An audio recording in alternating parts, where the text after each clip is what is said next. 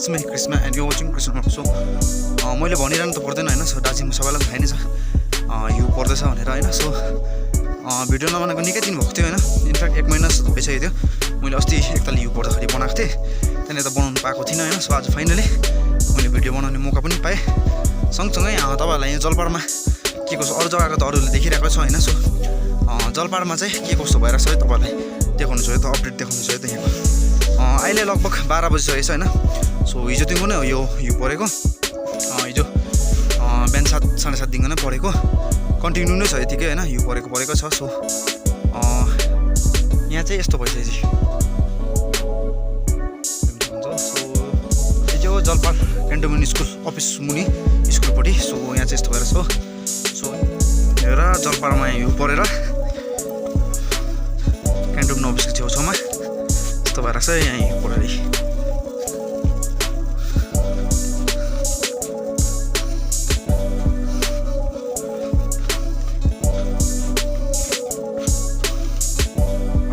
यही गाडीहरूको हेर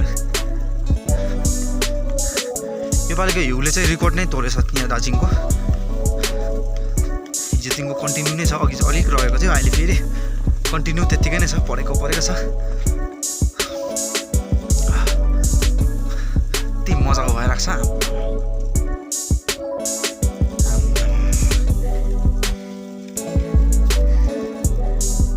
दामी भइरहेको छ। 7 पल्ट जस्तो भइसक्यो होला हो। यो पालिको हिउँले चाहिँ रेकर्ड नै तोड्यो, रेकर्ड तोड्ने छ, अझै पर्छ भन्दैछ। आएको नै छ अझै चारैतिर सेतै सेतो यति सेटिस भइरहेको छ।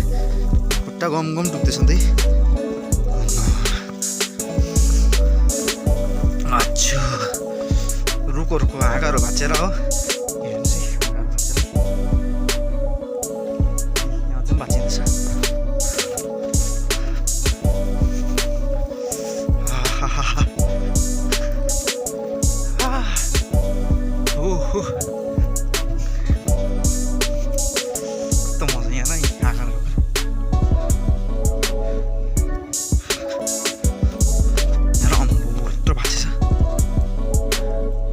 मान्छे हिँड्दै गर्दा यसरी भाँचेर लागिहरू त मर्छ नि त्यस्तो चिसोमा। त्यही माथि यति बेला चाहिँ यही चाहिँ जोगिनु पऱ्यो क्या, माथितिर हेर्दै हिँड्नु पऱ्यो। वेटले गर्दा हाँगाहरू भाँचिन्छ होइन। सो जोगिनु पऱ्यो त्यसको लागि चाहिँ।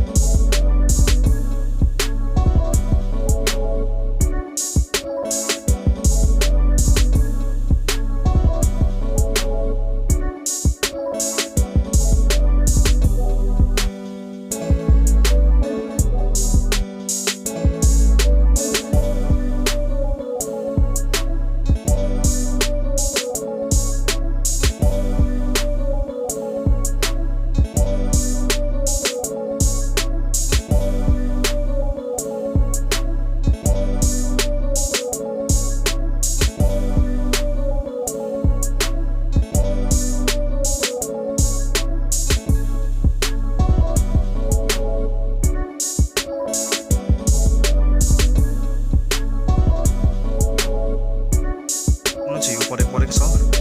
सो यो मुनि देख्दै एउटा चाहिँ कत्तलीहरू हो। सो यहाँनिर भइरहेको छ। सो बाटोमा यस्तो डरलाग्दो छ कि यहाँ खुट्टा कम डुब्दैछ नि त।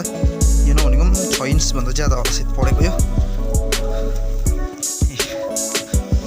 गाडी हेरेर हेर्नुहोस् है, कति दामी भइरहेको छ है। यहाँ बोक्सी पुल हो ड्याम। सो जलपाहाडको चाहिँ यस्तो छ यहाँको। म चाहिँ अहिले घर जाँदैछु जलपाहाडबाट।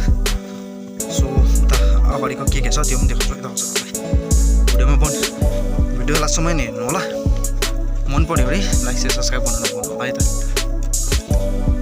यहाँ है गुराँसको रुखमा यो एन्जिला मेरा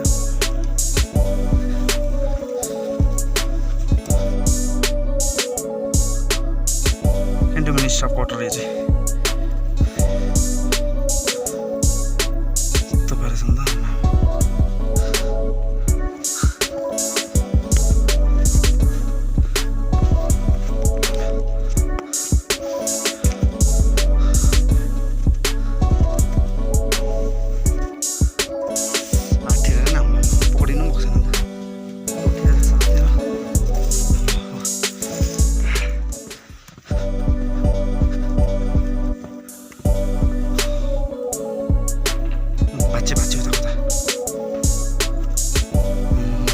झरेछ घर कसै जानु पऱ्यो भन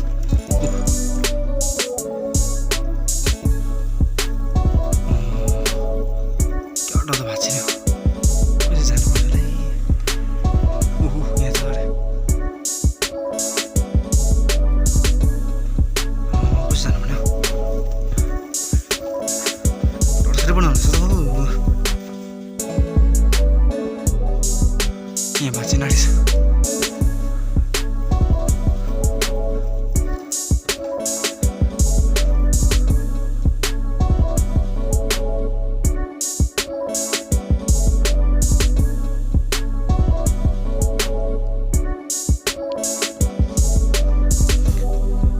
म चाहिँ घरपट्टि जाँदैछु होइन सो यो चाहिँ हो चिडिया मोड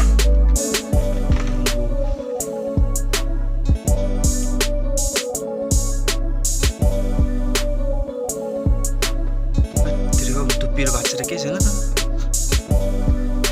भर्खर पनि यहाँ धुप्पी भाँच्छ यहाँनिर म जाने बाटोको छेउमा बाटोमै झरेछ भन्नु त कि यहाँबाट देखाउँछु त कहाँनिर भाँचेको यो धुप्पी भाँचेको यो तल पनि टेन्सन बनायो धुप्पी भाँचेर रुखहरू भाँचेर हिँड्नु पनि टेन्सन बनायो अहिले पनि यहाँ फेरि त्यस्तो रहेछ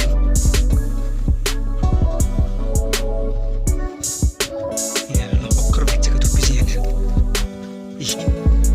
यो भाँचेको भर्खर भाँचेको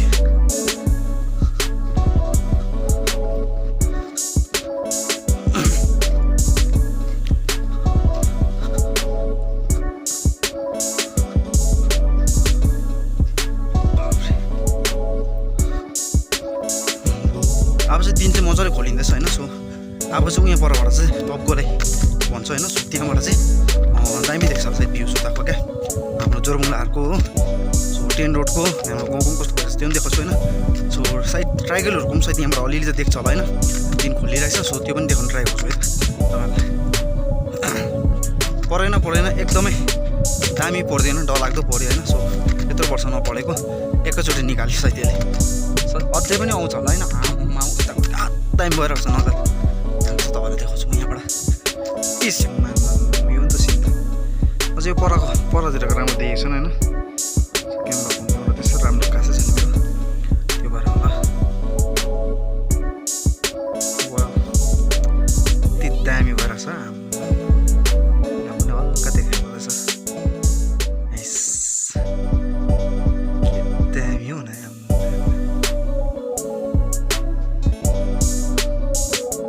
दामी सिन देखिरहेको छु तपाईँ होइन उता पढेको तर जुन आँखाले हामीले देख्दैछौँ होइन त्यो फोनबाट त्यस्तो अब देखेको छैन खासै देखेको छैन सो आँखा हामीले खुदै हेर्दा चाहिँ यति दामी देखिरहेको छ अब होइन फोनमा पनि अलिअलि अब उयो गर्ने ट्राई गरेको छु होइन सो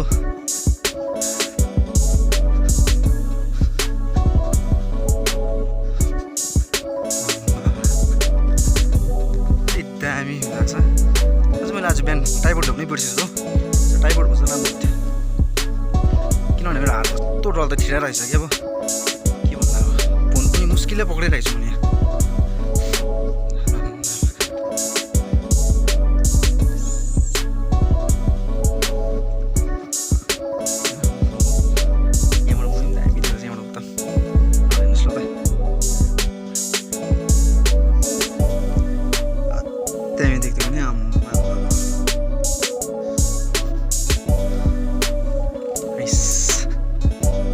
यहाँ लभ गोला भन्छ यसलाई चाहिँ यहाँबाट उता देखाउँछ है तपाईँहरूलाई कस्तो भइरहेको छ भन्ने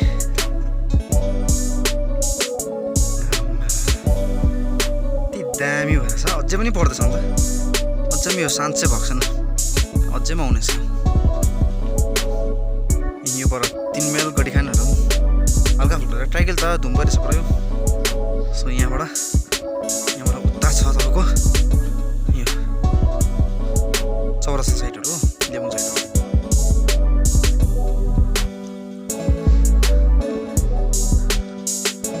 दामी सिन छ आमा यहाँ राम्रो इन्जोय गर्दैछ स्नोफल यति दामी परेछ त इन्जोय किन नगर्छ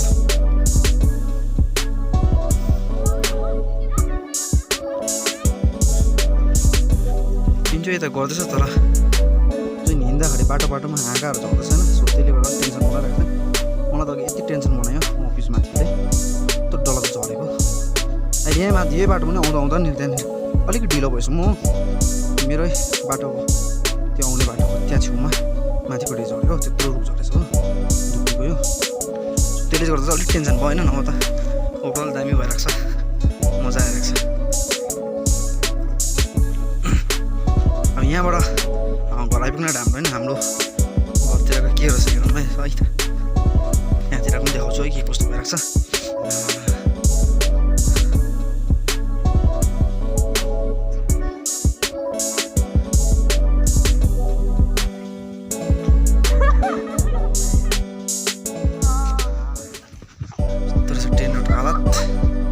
यो चाहिँ हाम्रो यहाँ ट्रेन रोड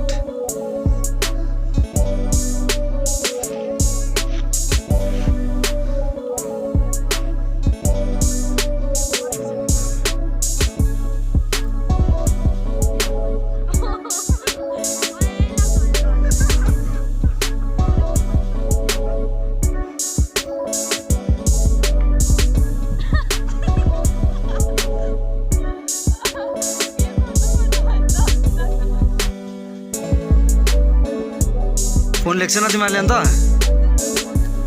ए बत्ती नभएर है